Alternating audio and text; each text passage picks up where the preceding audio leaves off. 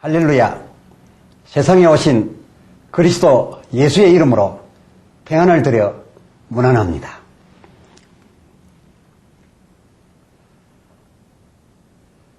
오늘은 2008 성탄주간 주일입니다. 먼저 성탄구절 몇 절을 함께 읽도록 하겠습니다. 마태복음 2장 1절로 6절입니다. 합독합시다. 헤로드 왕 때에 예수께서 유대 베들레헴에서 나심에 동방으로부터 박사들이 예루살렘에 이르러 말하되 유대인의 왕으로 나시니가 어디 계시뇨?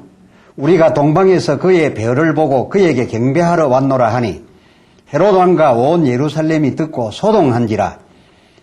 왕이 모든 대제사장과 백성의 서기관들을 모아 그리스도가 어디서 나겠느냐 물으니 가로되 유대 베들레헴이오니 이는 선지자로 이렇게 기록된 바 또 유대 땅 베들레헴아 너는 유대 고을 중에 가장 작지 아니하도다. 내게서 한 다스리는 자가 나와서 내 백성 이스라엘의 목자가 되리라 하였음이니이다. 아멘.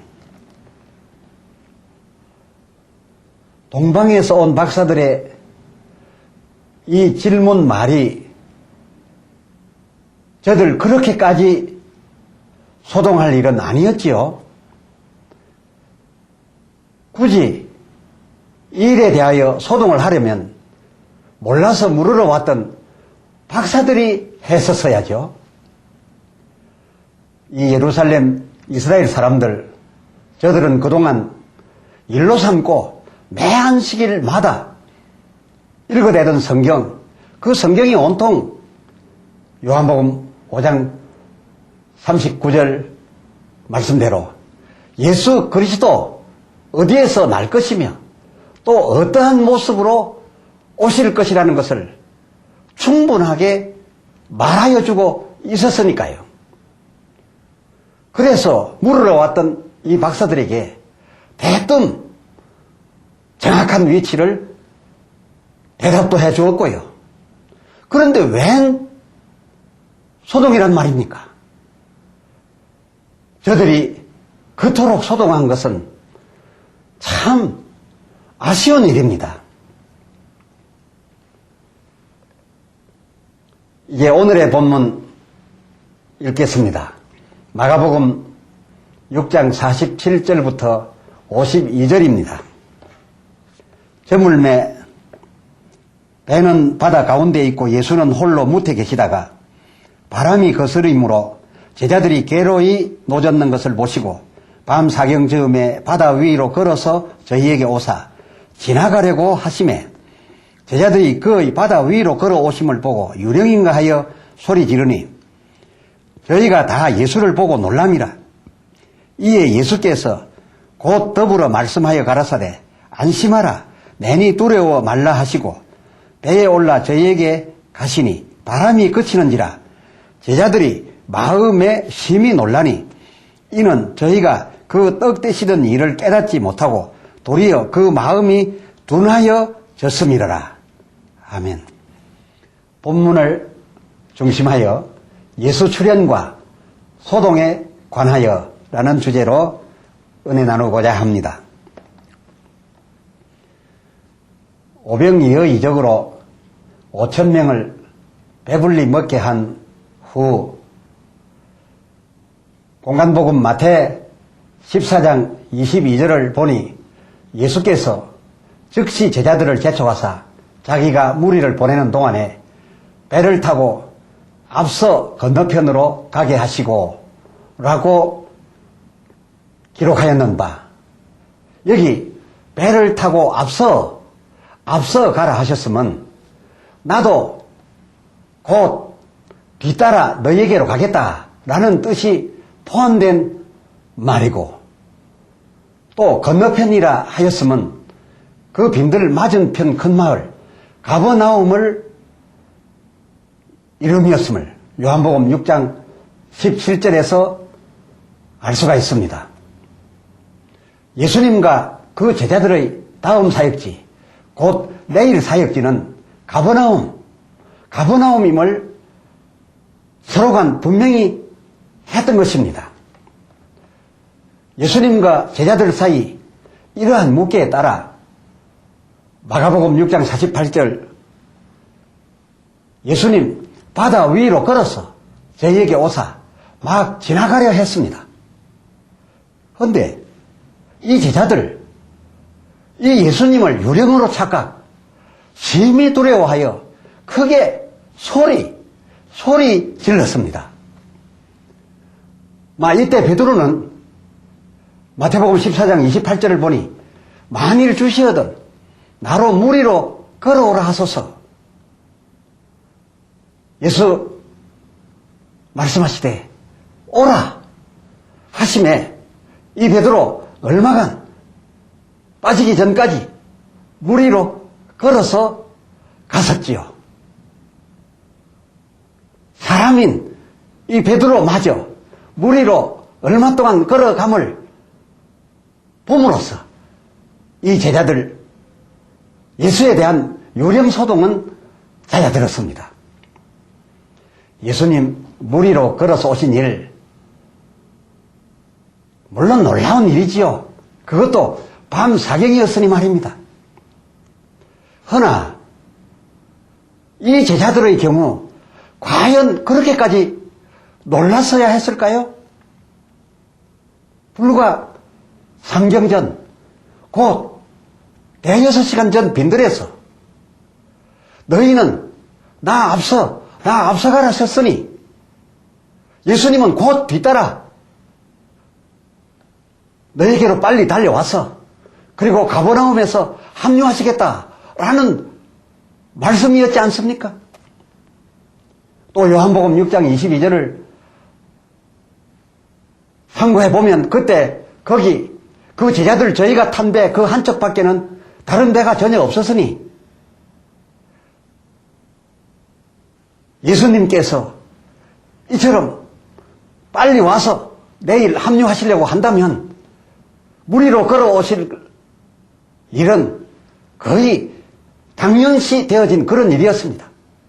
불과 몇 시간 전에 오병이어라고 하는 그 한 사람 한 끼 분량의 음식으로서 항정만 헤아려 5천이요 그 외에 많은 무리를 다 배부르도록 먹게 해주었던 그 엄청난 이적을 행하신 예수님, 그러한 예수님이실진데 그 상황에서 무리로 걸어오시면 거의 필연적으로 받아들여야 했던 그런 당연한 일 아니었겠습니까?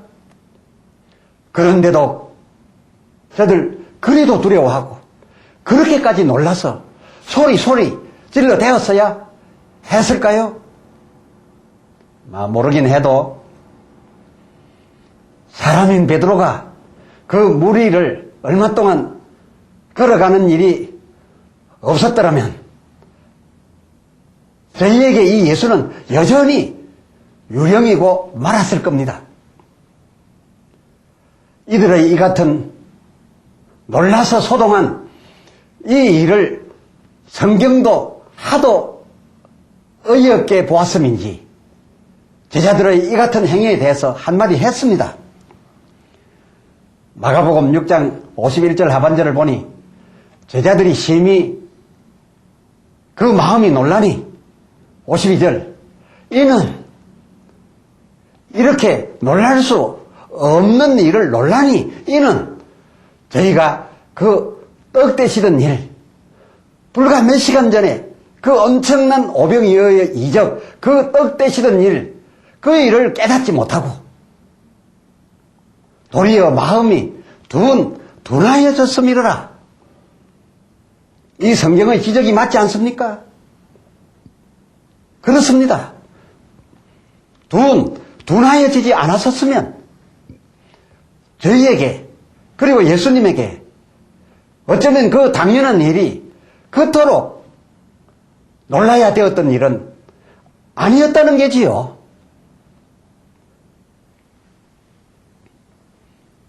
하여 저와 여러분 함께 이 누가복음 21장 34절을 참으로 무거운 마음으로 받아들여야 할 줄로 압니다. 너희는 스스로 조심하라. 그렇지 않으면 방탕함과 생활의 염려, 방탕함과 생활의 염려로 마음이 둔하여질 것이요. 둔하여지면 예수께서 우리에 대한 어떠한 약속을 했을지라도 불과 몇 시간 사이일지라도 그것을 깨닫지 못하고 소동하게 될 것이라는 말이죠. 다시 말씀드려서 방탕함과 생활의 염려가 우리에게 있다면 참으로 이 밤사경 그 바다 위에서의 제자들처럼 마음이 둔하여져서 소동할 수밖에 없게 된다 하는 그 말인 게지요. 그리고 이어 34절 하반절에 뜻밖의 바로 그렇게 둔하여 있을 그때에 그날 어느 날을 말합니까? 인자의 날, 그날이 덫과 같이 임하리라. 인자의 날이 너희에게 그러한 그때에 뜻밖의 덫과 같이 임하리라. 무서운 말이 아닐런지요. 그날이 어떨 거란 것 우리 다 들었습니다. 그리고 알고 있습니다. 그럼에도 불구하고 우리가 이처럼 생활의 염려로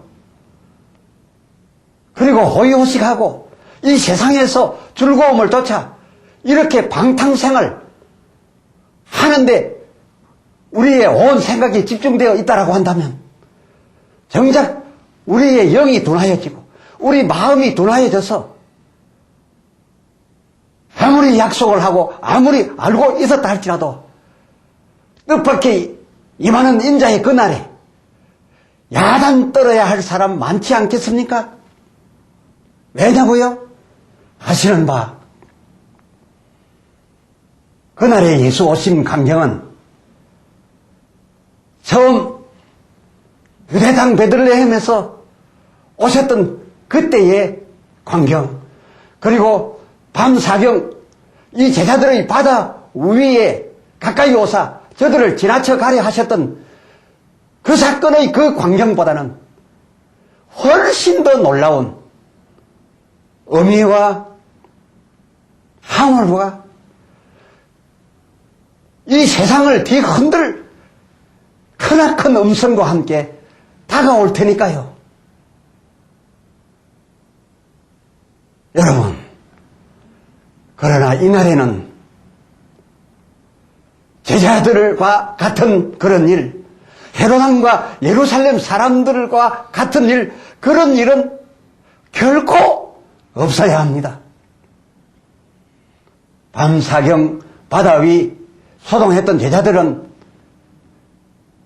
예수님 지나가려 하시다가 베드로가 물 위에 걷다가 바람을 보고 빠져가는 것을 보고 건져서 어쩔 수 없이 그 배에 함께 올라주심으로써 그나마 저들은 신앙을 돌이킬 수가 있었고 예수 베들레헴 탄생을 두고 소동했던 자들도 그 이후까지 한동안 사라들 있어서 그 후 예수에 되어진 모든 일들을 보고 이러하다면 우리가 의할꼬 하면서 옷을 찢고 가슴을 치면서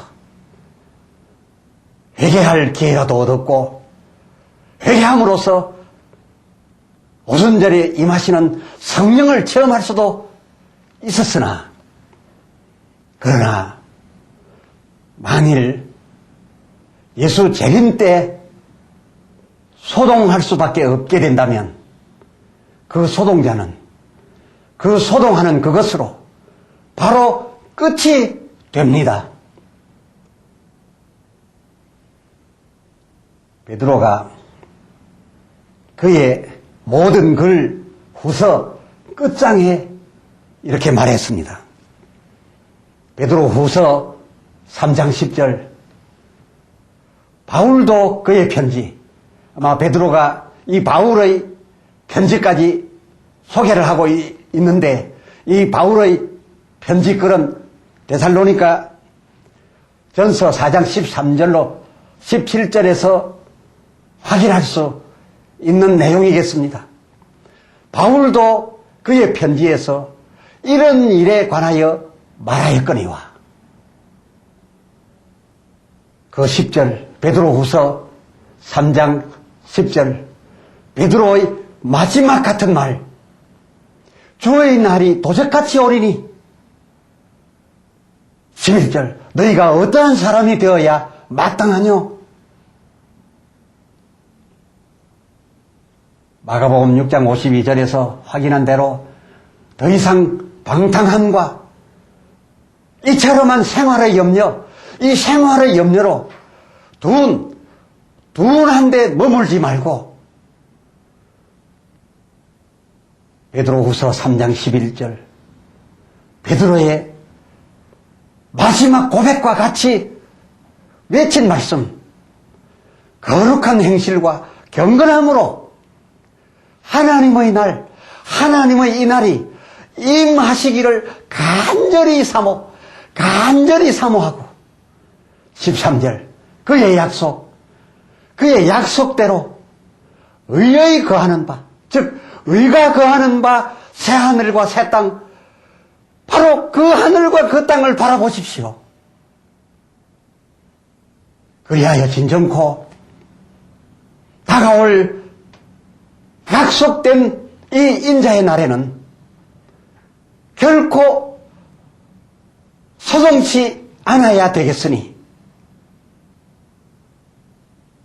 여러분, 우리의 마음 이 둔한 데서 회개하고 다시 우리의 영과 우리의 혼이 맑고 정직하여져서 인자의 그날 소동하는 일이 결코 없게 되기를 진정코 주의 이름으로 축원합니다. 그런데 예수 이미 오신 일에 대하여도 축제는 이렇게 대단한데, 어떻게 다음 일정, 그야말로 우리에게 진정으로 중요한 예수 오실 일에 대하여는 모두가 거의 기대조차 하지 않고 있단 말입니까?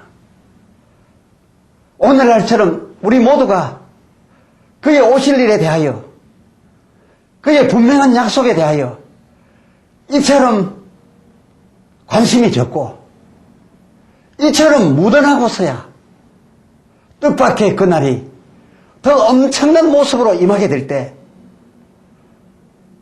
소동 아니할 수 있을까요? 바울과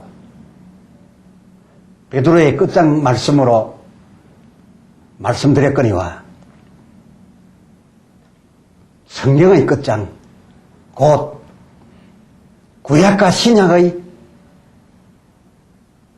끝장 말씀은 계시록 22장 20절, 내가 진실로 속히 오리라,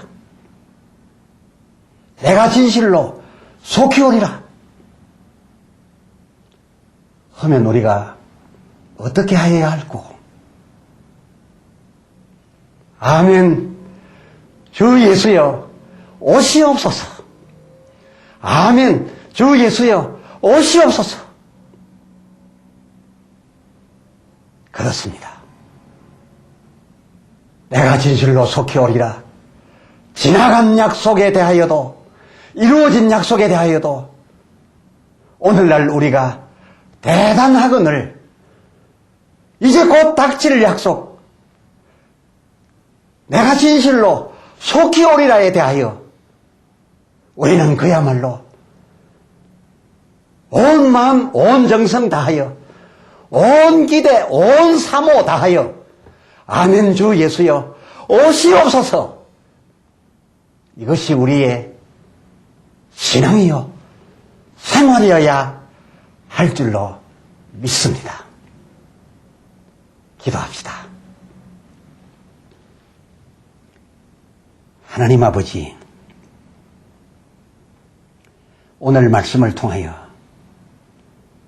주님의 오신다 한 약속들 가운데 이미 오셔서 이루어진 약속도 중요하여 우리가 기념하거니와, 참으로 중요한 것은 똑같은 내용의 약속, 어쩌면 성경 전부의 마지막 외친 약속, 진실로 내가 속히 오리라 남아있는 이 약속 앞에 우리 온 마음,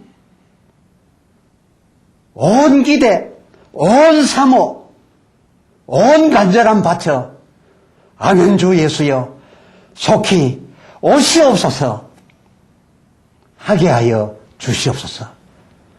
하여 인자의 날 그날 소동하여 들려 올라가는 일에 실패함이 없게 되기 원하오니 주여 우리로 마음 둔한 데서 마음 맑아지게 해 주시옵소서.